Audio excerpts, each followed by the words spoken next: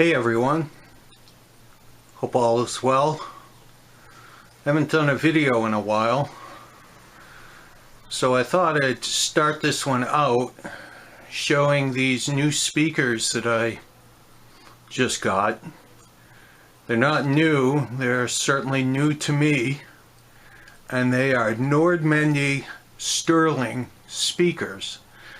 I have not been able to find any information on these speakers online, and nobody really knows their origin, if they were packaged with a system or sold on their own. No one really knows definitively. Of course, in this internet era, you have all kinds of armchair quarterbacks guessing the origin of these speakers, but no one really knows with empirical fact. They're beautiful speakers. They look beautiful, they sound beautiful. They looked okay when I bought them. I have done some work to bring them up to speed, and mainly several coats of Danish oil. I'll show you the other one here. This is the one that on the bottom of the cabinet was really scratched up bad. So I had to put several coats of Danish oil on, and it pretty much took care of the scratches. I got these speakers for $9 for the pair at my local Savers store. And I'm going to tell you a little bit of a story.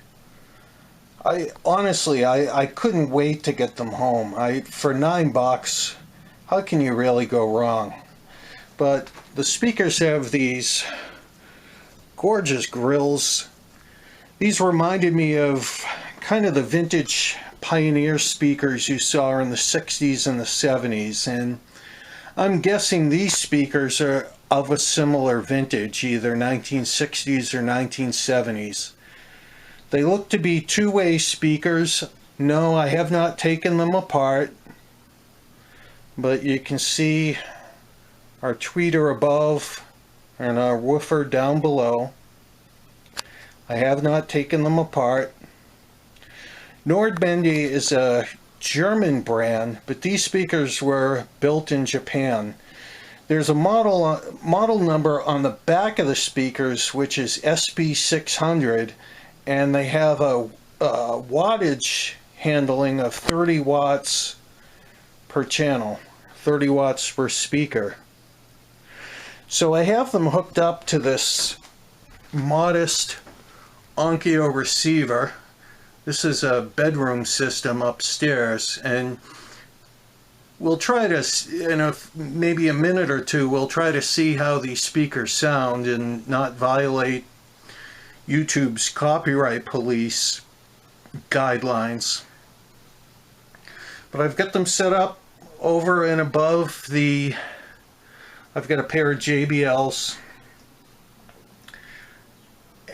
One thing about AB switches on vintage receivers that no one really seems to talk about is sometimes you want a different kind of sound. I would never run A and B. I would run A or B. We have a discrete output on this Onkyo, so it's stable down to 4 ohms. So it can handle 4, 8, or 16 ohms. But depending on what you're listening to, sometimes you want a bass reflex speaker, such as this JBL, or sometimes you want the sound of an acoustic suspension speaker like these Nordmendes.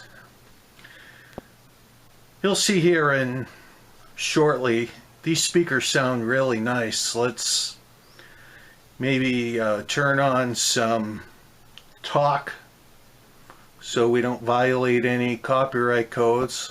These dwarf planets, these planets the size of continents, like Pluto. When we explored it with New Horizons, we actually discovered that its geology and its atmosphere and its system of moons is as complex as the Earth or Mars. So sometimes great things come in small packages, and that's the case with Pluto. And bottom line, I mean, it's a rock that's orbiting around the sun. Does that mean it's a planet? Well, not really, because first of all, it's not a rock. There are lots of shards called asteroids and comets. Okay. They sound really nice. They sound very, very nice. They're not terribly efficient.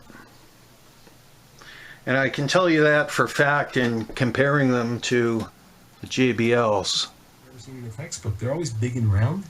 They're actually round because they're big enough that gravity shapes them into that sphere.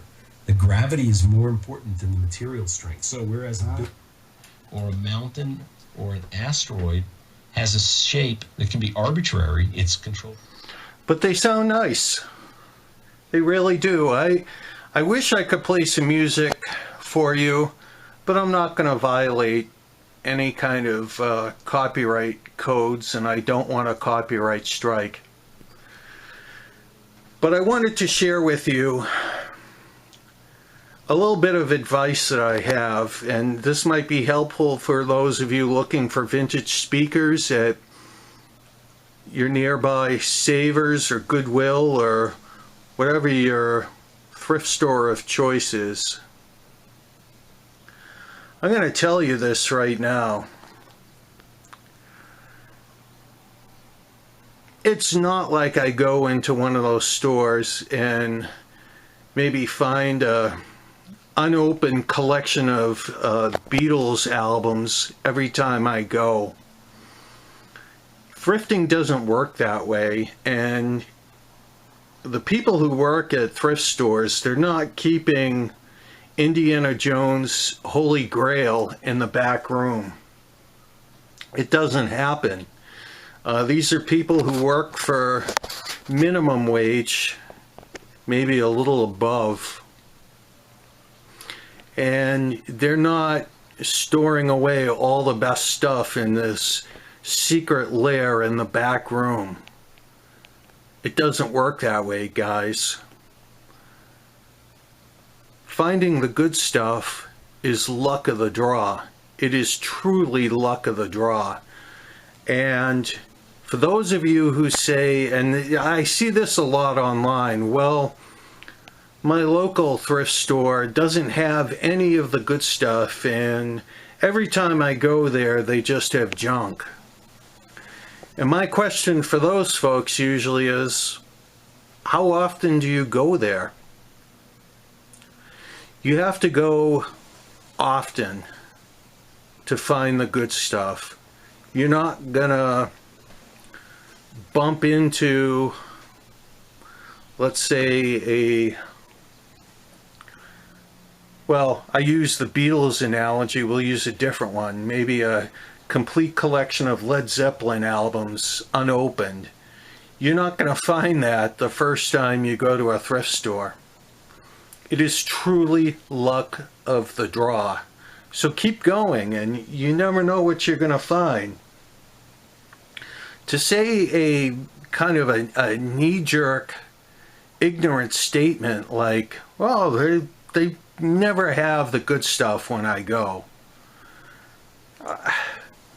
You don't go often enough. That's how you find the good stuff. Guys, there's a lot of times I go to a thrift store and find nothing. Am I going to do a video on that? Probably not.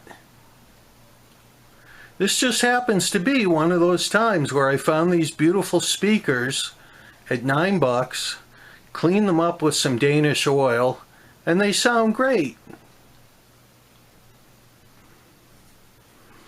So it's not just luck. It's perseverance. It's persistence. It's going there time and time and time again before you find good stuff. And when you see the good stuff, buy it. If it feels like it's going to be something you're going to enjoy and get some use out of, buy it, because if you don't, you'll end up with remorse. Let me just show you these badges here. I don't know if this thing will focus close enough. This is my little Kodak Playful. I think the model is ZF1, but there's the badge, Nordmende Sterling, and there's those gorgeous grills. So that's it. That's my little rant on thrifting, and hope you enjoyed seeing those speakers, and take care for now.